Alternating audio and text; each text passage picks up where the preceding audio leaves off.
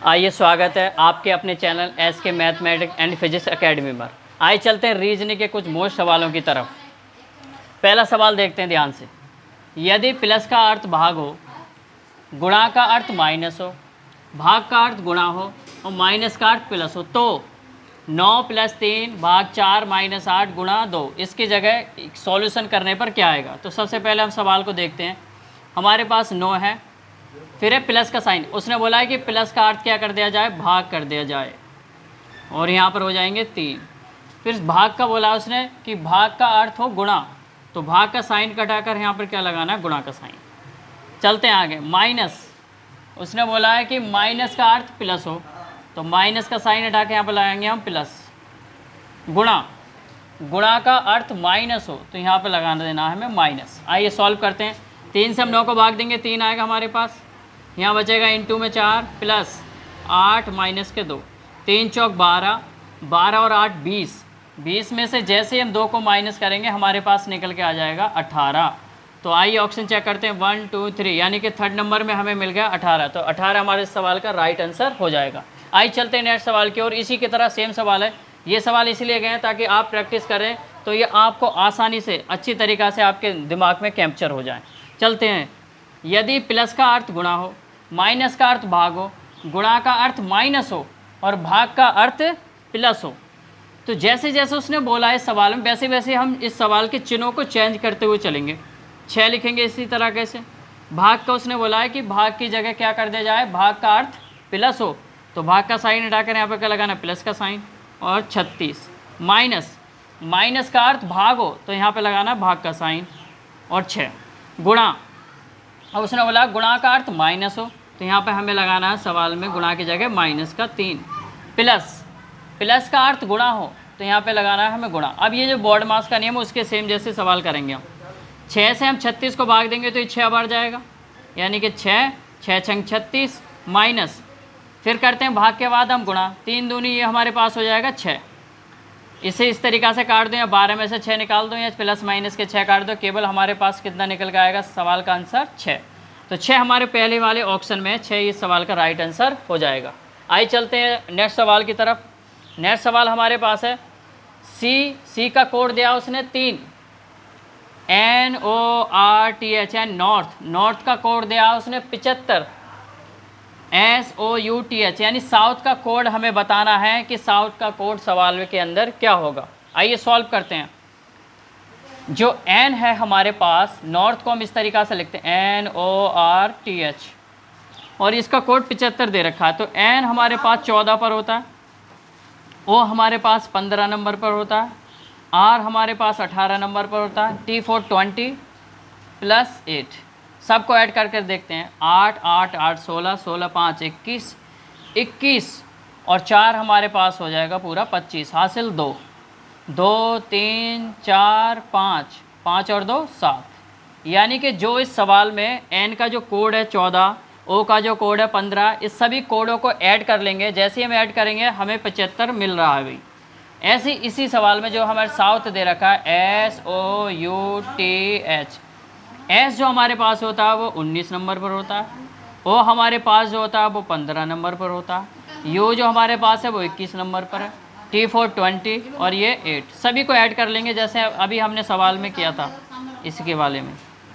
सभी को ऐड करेंगे। 8 8 और 1 9, 9 5 हो जाएगा हमारे पास 14, 14 में हम ऐड कर देंगे 9, तो ये हमारे पास निकल कर आ जाएगा भाई 23। हासिल हमारे पास निकलेंगे 2 2 2 2 4 4 5 5 और 1 6, 6 और 2 हमारे पास निकल के कितना आ जाएगा भाई 8।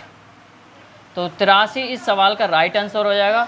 83 हमारे ऑप्शन नंबर 1 2 3, यानी कि थर्ड नंबर ऑप्शन में हमारे पास 83। तो 83 सवाल का राइट आंसर हो जाएगा। आइए चलते हैं नेक्स्ट सवाल की तरफ। नेक्स्ट सवाल हमारे पास है कि जेड का कोड उसने दे रखा है 25, ACT इसका कोड दे रखा है 48। तो बैट का कोड बताना है कि इसका कोड क्या होगा। तो आइए हम देखते हैं जेड की तरफ। जेड जो हमारे पास होता है, जेड का जो कोड होता है असल में वो 26 होता है। जेड का कोड कितना होता है 26। 26 का जैसे हम 2 से मल्टीप्लाई करेंगे इसे, तो 26 दूनी कितना निकल के आ जाएगा 52। वैसे हम ए सी एक्ट को चेक करते हैं, ए सी टी, ये जो ए होता है 1 नंबर पर होता है और हमारे पास सी होता है वो 3 नंबर पर होता है और टी ये होता है 20 नंबर पर। सभी को हम देखते हैं तो 20 और 3 23 और 1 24, तो इनको सबको मिलाकर कितना हो गया हमारे पास 24। 24 की जैसे हम 2 से मल्टीप्लाई करेंगे तो 24 दूनी कितना हो जाएगा भाई 48। तो मिलते आ रहे हैं, तो वैसे ही हमें इसी को चेक करना, बैट BAT वैट। बी जो हमारे पास है वो 2 नंबर पर होता है, ए जो हमारे पास है वो 1 नंबर पर होता है और T4 होता है हमारे पास 20। तो इन सभी को जब हम ऐड करेंगे भाई, इन सभी को ऐड करेंगे 3 और 20 हमारे पास निकल कर कितना आ जाएगा 23। 23 को जैसे हम 2 से मल्टीप्लाई करेंगे तो हमारे पास 23 दूनी 46 निकल कर आ जाएगा। तो 46 इस सवाल का क्या हो जाएगा भाई राइट आंसर। आइए चलते हैं नेक्स्ट सवालों की तरफ, आइए चलते हैं नेक्स्ट सवाल की तरफ। नेक्स्ट सवाल देखते हैं अपना कि BDX इसका कोड है EWC। फिर हमें कोड बताना है कि WB और Q का कोड क्या होगा। आइए चलते हैं देखते हैं सर। B जो हमारा वो हो पाया जाता है 22 इसका कोड है, D का कोड हो जाता है 4, X का जो कोड हो जाता है वो हो जाता है 24, E का जो कोड है वो 5 नंबर पर होता है हमारे पास, W का जो कोड है वो 23 होता है, C का जो कोड है वो होता है हमारे पास 3। आइए चलते हैं अब सवाल के अगले, इसका कोड बताना क्या होगा। तो हम इन्हें चेक करते हैं कि ये 22 है लेकिन यहाँ पर 5 है, तो हम करते क्या इस कंडीशन में कि हमें 27 में से ही 22 को घटाना होता है। 27 में से हम जब 22 निकालते हैं तो हमारे पास निकल के बचता है 5, तो ये है गया इसका अपोजिट बिल्कुल। फिर देखते हैं डी हमारे पास होता है 4 पर, जब हम 27 में से 4 को माइनस करते हैं तो हमारे पास बचते हैं 23 इसका अपोजिट है, यानी कि डी का अपोजिट हो गया W और X का अपोजिट हो गया C। वैसे यहाँ पर हमें देखना है कि W का अपोजिट क्या होगा अभी, W B और Q। W हमारे पास जाता है 23 पर, जैसे ही हम 27 में से 23 को माइनस करते हैं तो हमारे पास निकल कर आता है भाई 4 पर हमारे क्या पाया जाएगा D, यानी कि W के अपोजिट हो जाएगा D। B हमारे पास 2 पर, तो B के अपोजिट हमारे पास क्या हो जाएगा 27 में से 2 माइनस कर देंगे तो B के अपोजिट निकल के आ जाएगा, यानी कि 22। Q के अपोजिट क्या होगा, Q पाया जाता है हमारे 17 पर, 27 में से 17 जैसे ही माइनस करेंगे तो हमारे पास 10 के जगह यानी कि J। तो हमारे पास जो कोड निकल के आ जाएगा इसका कोड आ जाएगा DYJ, यानी कि ऑप्शन नंबर 4 हमारे सवाल के क्या हो जाएगा भाई राइट आंसर। आइए चलते हैं नेक्स्ट सवाल की तरफ। यदि BLEND को ENHPG लिखा हो या कहा जाए, उसी प्रकार हमें बताना है कि विनर का कोड कैसा होगा या क्या लिखा जाएगा उसे। तो आइए हम इसे चेक करते हैं कि हमारे पास है BLEND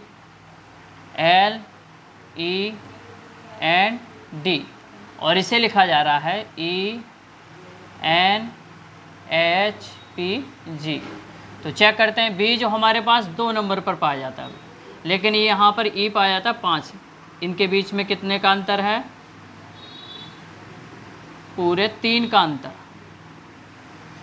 L जो होता है वो हमारे 12 नंबर पर होता है और N जो होता है वो 14 नंबर पर, यानी कि यहाँ इन दोनों के बीच में कितने का अंतर है, 2 का अंतर। उसी प्रकार आगे भी चेक करते हैं, E जो होता है वो हमारे 5 पर होता है और जो H होता है वो 8 नंबर पर होता है, यानी कि 5 और 3 के बीच में कितने का अंतर है, 3 का अंतर। N जो होता है वो 14 नंबर पर, P होता है हमारे पास 16 नंबर पर, 14 और 16 के बीच में कितने का अंतर है, 2 का अंतर। तो ये अंतर चल रहा है 3 2 3 2, ये 4 पर ये 7 पर, यहाँ पर कितने का अंतर हो गया 3। उसी प्रकार हमें विनर का कोड लिखना है, यानी कि WINNER। सबसे पहले W में हम 3 ऐड कर देंगे, ये 23 पर होता है तो हो जाएगा 26 पे पाया जाएगा हमारे पास Z। I में हमें क्या करना है, 2 ऐड करना है, I 9 पर होता है, 2 जोड़ेंगे 11 पर होता है हमारे पास K। N इसमें 3 जोड़ेंगे, ये 14 पर होता है, 14 3 17 का मतलब है Q। N यहाँ पर भी हम क्या जोड़ेंगे, 2 ऐड करेंगे, तो 14 और 2 हो जाएगा हमारे पास 16, 16 का मतलब हो जाएगा P। फिर होगा E, इसमें क्या ऐड करेंगे, 3 ऐड करेंगे, ये हो जाएंगे 5 और 3 8 यानी H। इसमें 18 पर पाया जाता R, इसमें जब 2 ऐड करेंगे तो हमारे पास निकल कर आ जाएगा T4 20, यानी इसका कोड हो जाएगा ZKQPST। तो ZKPSQT, ZKPHQT। ऑप्शन नंबर हमारा फर्स्ट ही क्या होगा भाई, सही आंसर हो जाएगा। आइए चलते हैं इसी प्रकार अगले सवालों की तरफ। अगले सवाल की तरफ देखते हैं कि 5 और इसके आगे 124, उसी प्रकार 7 का हमें बताना है कि 7 के आगे किस तरीके से आगे वाली संख्या आ सकती है। तो पहले से चेक करते हैं भाई, 5 है हमारे पास। जब हम 5 का क्या करते हैं क्यू, 5 का क्यू कितना हो गया 125, इसमें से क्या कर दें 1 माइनस कर दें तो हमारे पास निकल के आ जाएगा 124।